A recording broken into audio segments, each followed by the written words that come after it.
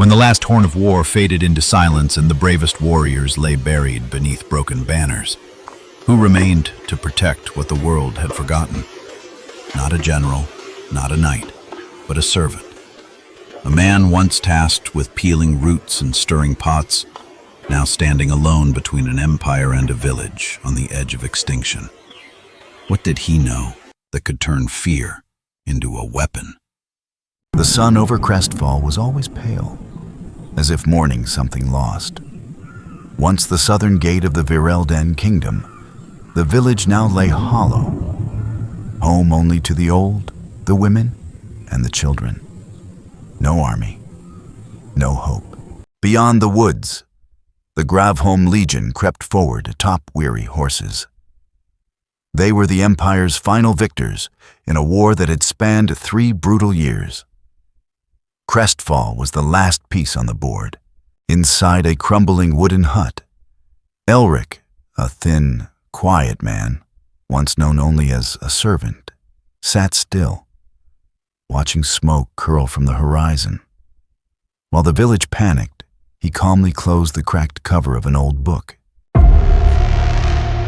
On the night news broke of the enemy's approach, the villagers gathered under the rickety roof of the old meeting hall. Cries of despair filled the air.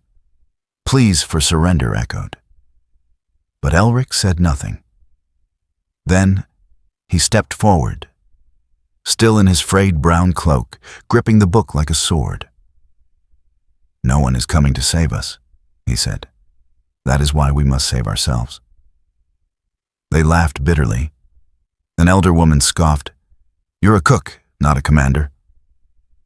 "I never claimed to be," Elric nodded. "But I've listened, I've watched, I've learned how the mind can defeat muscle. Fear can be turned into a weapon." Silence settled. Eyes wavered, but no one left. Perhaps because they had nothing else to lose. Elrador once said, Elric quoted, "War is not just steel, it is perception. If your enemy believes they are outnumbered, they are already defeated." From that night on, Elric gave orders. Children learned to tap stones in rhythm to mimic marching feet. The elderly mounted small mirrors on rooftops. Women stuffed scarecrows with straw and dressed them in makeshift armor. At night, all lights in the village were doused. But from the hills, flickering torches danced in formation, painting illusions of regiments on the move.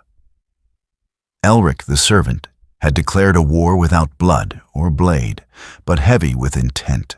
By the third night, hooves thundered near the forest's edge. Gravholm's scouts paused, squinting at Crestfall. From the western ridges, torchlight flickered like stars. Silhouettes shifted in neat lines. Flags waved in silence. Deep drums echoed from underground. Mist curled along the trees, laced with unfamiliar incense. They fled. "My lord," a scout stammered, "they've received reinforcements. I saw the Gold Guard banner." But the Gold Guard had perished months ago at Irondale Fortress. In his hut, Elric removed yellow rags from a pole. He marked his hand-drawn map. Each ridge, each trail, a trap in waiting. Scarecrows were rigged with soot-filled pots. When wind blew, thin smoke curled upward like hidden campfires. Mirrors shimmered under moonlight like glinting armor. Clay jars buried under the path made booming echoes with each step, like marching drums. Each night, torch patterns shifted. Confusion was the first victory. One night, 5 Gravholm soldiers crept in. They fell into spike pits and swinging traps hidden in wheat fields. 2 died. 3 screamed their way back. From that night on, no one dared enter, but fear had already breached their ranks. General Halmar of Gravholm raged. "A village of farmers halting my army? Burn it to the ground." A squad moved out that night. But when they approached, traps exploded. Flames erupted from the ground. Blaring noises echoed in the trees. Flaming scarecrows spun in the wind like dancing ghosts. only a handful returned. The next night, a message was nailed to a tree. Turn back. The Night Watch sees you. No one had ever heard of the Night Watch, yet no one questioned it. Men began stabbing shadows. Some refused to sleep, others fled. Then the food stores were burned. Witnesses spoke of a shadowy figure in a brown vanishing into the fog. They whispered only one word. Elric. On the 7th night, Halmar ordered retreat. His army abandoned gear, horses, even their banners. At dawn, Crestfall woke to silence. No torches, no marching, only Elric standing on the hill, watching where the enemy had vanished. Children ran to the edge of the woods. Elders wept in disbelief. The village had survived. No one had died. No sword had been drawn.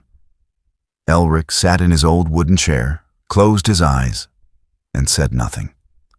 Weeks later, a royal courier arrived. The king had heard the tale of Crestfall. A decree was issued honoring the commander of shadows. Elric declined the title. He returned to gardening, tending to herbs and silence. Only once, a child asked him, "Were you a real warrior, sir?"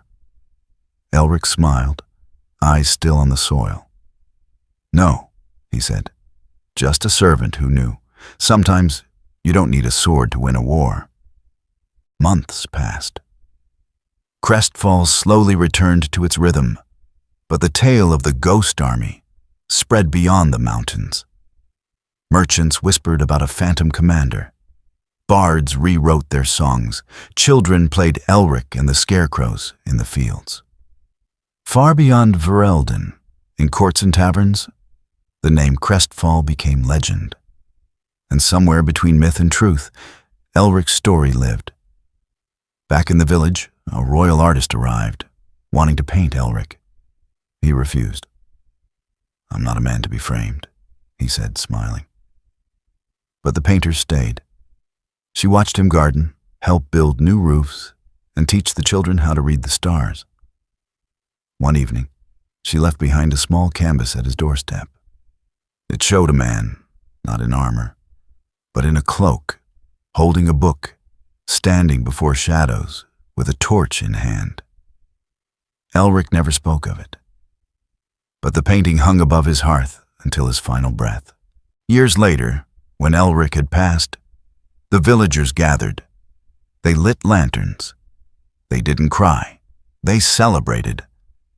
And among the few belongings he left behind, the old book by General Elrador, now filled with his handwritten notes.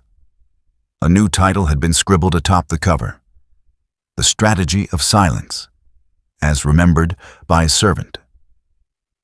The book was sent to the capital and preserved in the royal archives. To this day, soldiers and commanders study its pages. Yet few ever notice the smallest line, written at the bottom corner: "True power lies not in command, but in understanding."